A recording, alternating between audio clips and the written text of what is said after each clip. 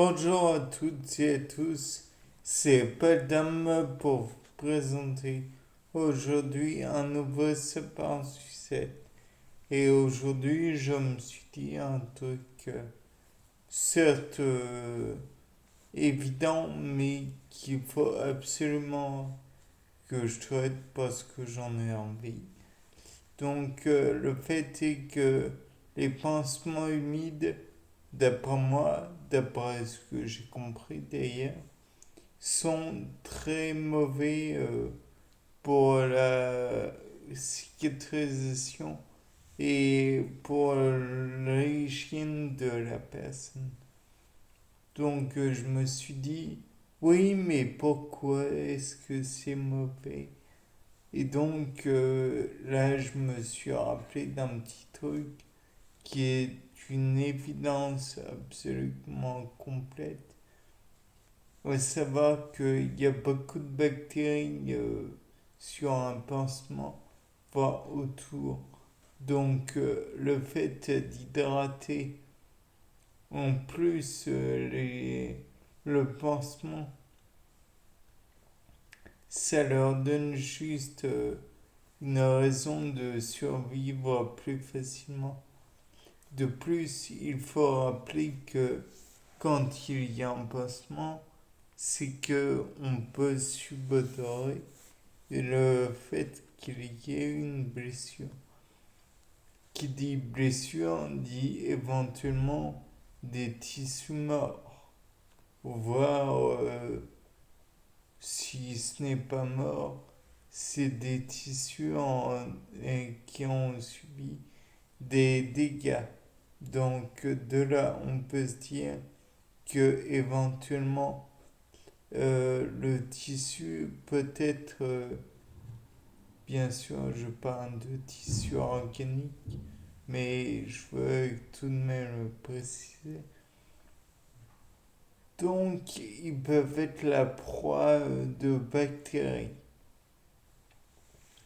Les bactéries faisant leur chou gras de cela, il peut y avoir aussi une présence, enfin, il peut y avoir un canal vers des tissus tout aussi lésés d'ailleurs, mais qui peuvent être sous-jacents, donc qui peuvent être privés d'air et donc qui sont anaérobies. C'est évident, mais c'est aussi important à préciser, car vous le savez sûrement, toutes les bactéries ne sont pas aérobies. Les clostridiums, tels que Clostridium botulinum ou Clostridium tetani, pour ne citer que cela, ceux qui me viennent à l'esprit en somme, peuvent survivre uniquement au milieu anaérobie. Et le fait est que Clostridium botulinum et Clostridium tetani, vous l'aurez deviné, sont responsables du botulisme pour le premier et du tétanos dans le second cas. Donc, dans, toutes les, dans tous les cas de figure, ce sont des maladies qu'il est préférable d'éviter. Et comme vous l'avez compris encore une fois, la nécessité de se désinfecter est donc grande, importante. Donc éviter le fait d'avoir des plaies trop couvertes et le fait qu'il y ait des plaies humides, voire des pansements humides, le fait que les bactéries peuvent survivre beaucoup plus facilement.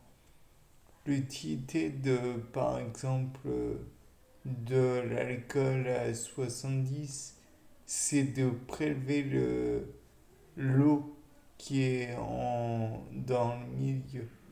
l'utilité je ne sais pas, de la chlorhexidine, entre autres, c'est de prélever l'eau et même augmenter le pH en faisant de l'acide chlorhydrique avec l'eau.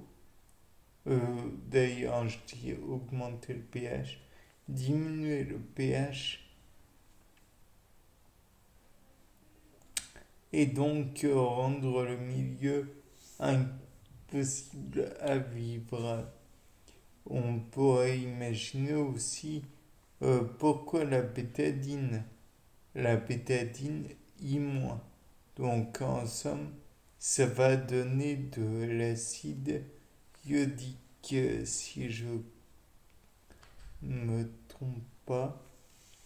Bien, je pense que j'ai commencé à ouvrir un sujet intéressant.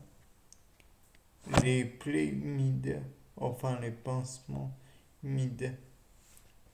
Bien, sur ce, au revoir.